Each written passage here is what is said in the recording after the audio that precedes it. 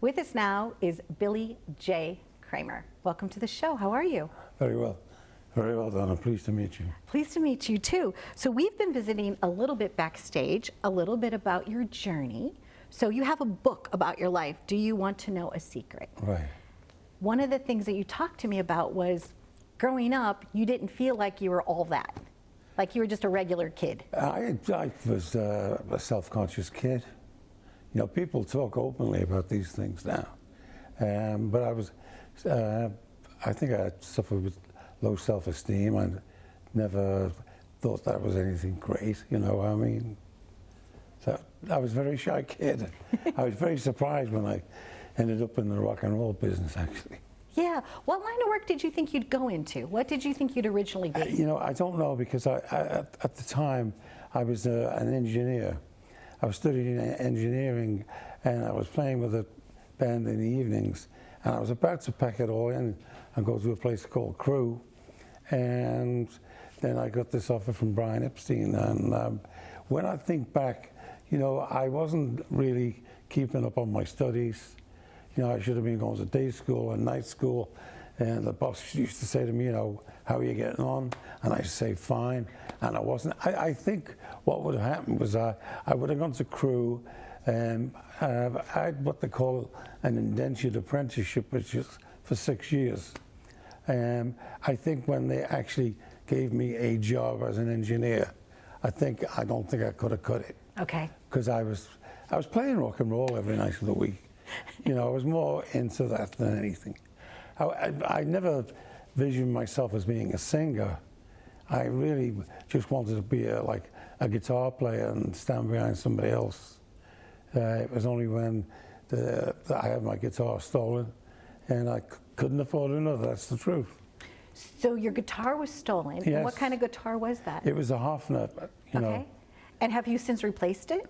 No, I Not haven't. yet? You know, funny enough, I saw one recently, and I don't know. It might be yours. How funny that, right? No, I no. So your guitar is stolen, but you still wanted to hang out with your friends, and you still wanted to be part of the band. So you just Well, they told me you either sing or you're out. Yeah. You got to earn your supper. Yeah.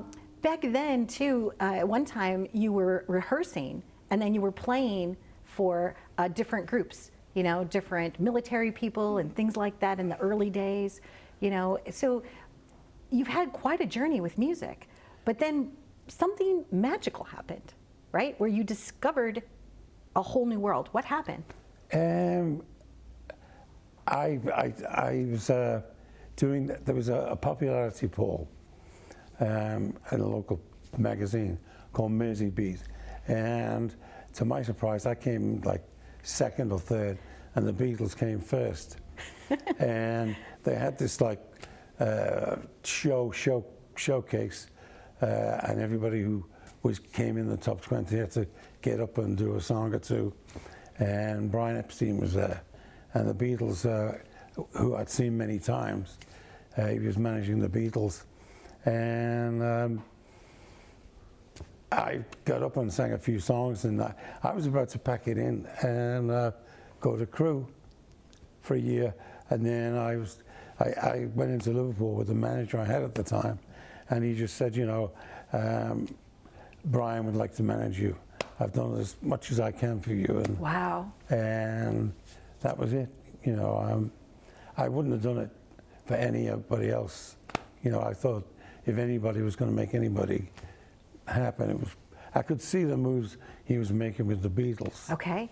You know. And strategically, you knew that if you were there, something was going to move forward for you. I thought to me, the Beatles, I thought from the first time I saw them, I thought they were amazing, and you know, it wasn't a great asset to come from Liverpool at the time. You know, and we were just this northern town that nobody ever bothered about. And the Beatles opened a lot of doors, and I always felt that something great was going to come from Liverpool. I didn't know what it was, but they opened a lot of doors, and you know, I took the chance, and I turned professional. I packed my job in, and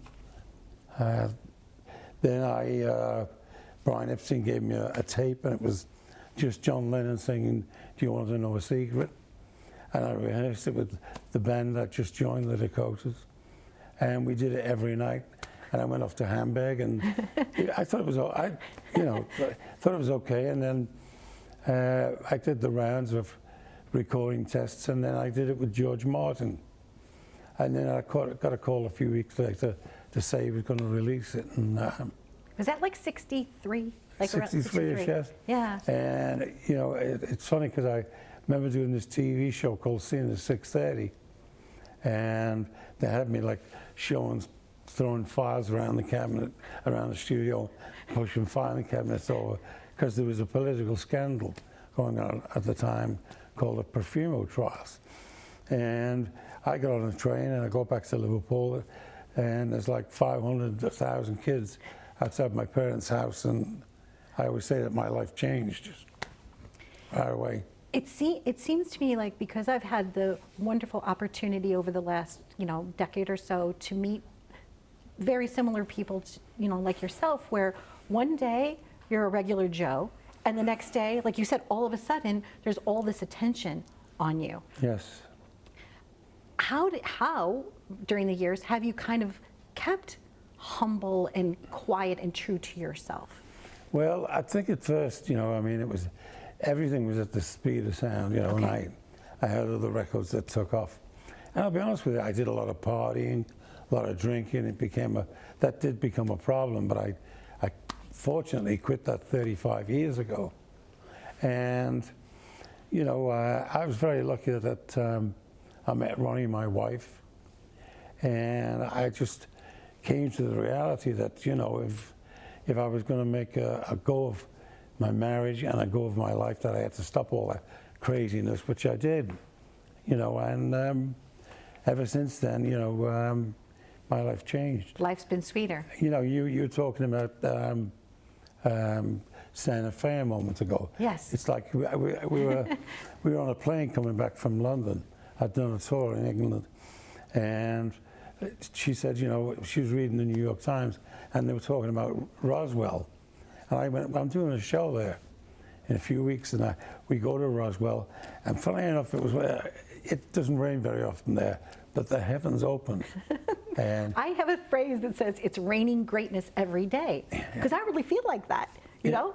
So it's raining where it usually doesn't rain. And it poured down, and I was doing a show with Mitch Ryder and Gary Lewis. I never even went on. And my wife said to me, what are we going to do? I said, I've heard the food's good in Santa Fe.